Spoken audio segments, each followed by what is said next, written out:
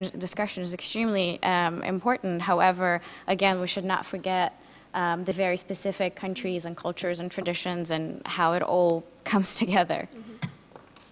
Thanks. I think that's a really important point. Further questions from the room, please, back there.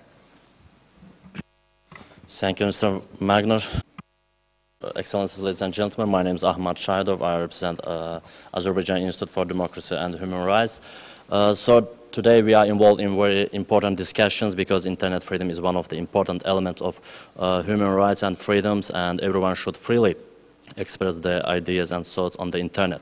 As a human rights defender, I also consider internet freedom an integral part of human life. In my country, in Azerbaijan, internet is one of the most free areas of life, and about 98% of the country's territory is provided by the internet.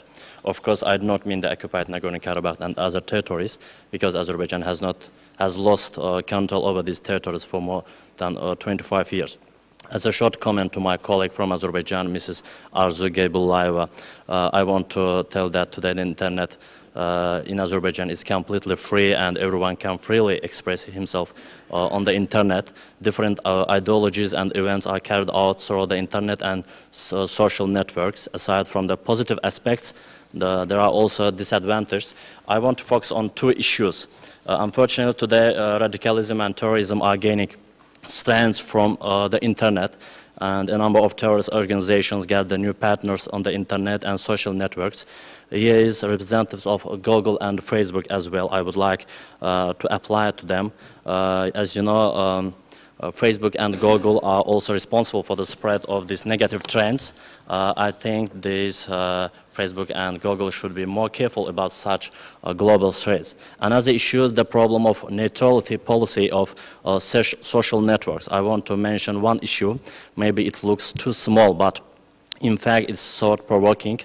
Google has been actively involved in some conflicts as well. For example, when searching the internet about the Nagorno-Karabakh conflict, Google's search engine officially presents maps showing Nagorno-Karabakh as an independent country, and this is against the territorial integrity of Azerbaijan.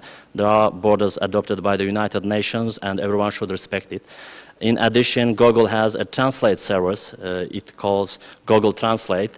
This translation program contains some serious errors. For example, when translating text related to Nagorno-Karabakh in this program, serious mistakes are made, and words and expressions about the occupation by Armenia are not translated. It's very strange, because and I think that this is not causal.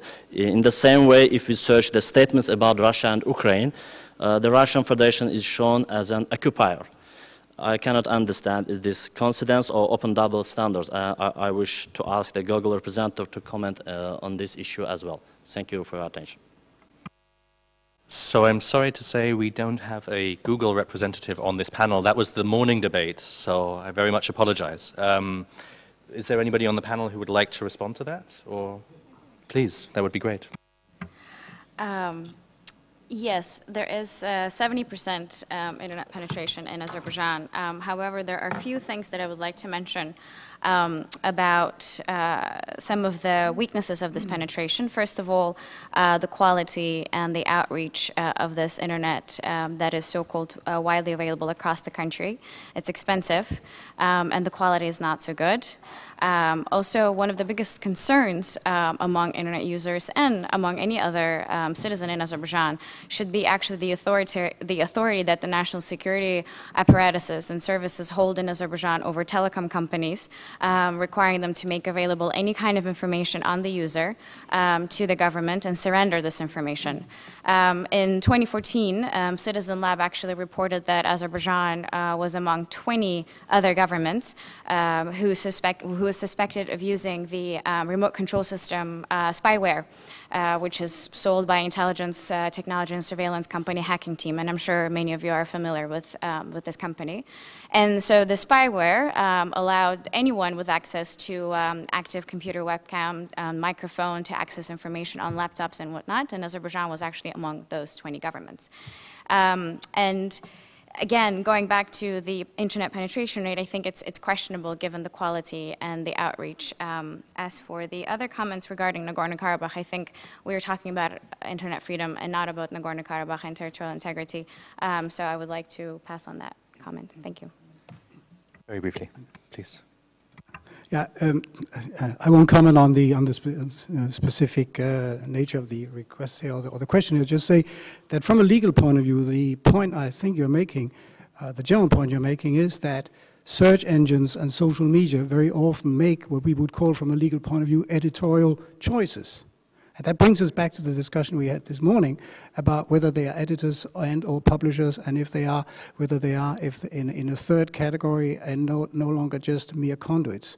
Let me just say that this is extremely important, because we all know that if they are media, being editors or publishers, and some of the examples you gave could justify such a conclusion, well, then they are under a completely different regime of accountability than the one that we really want them to see under today.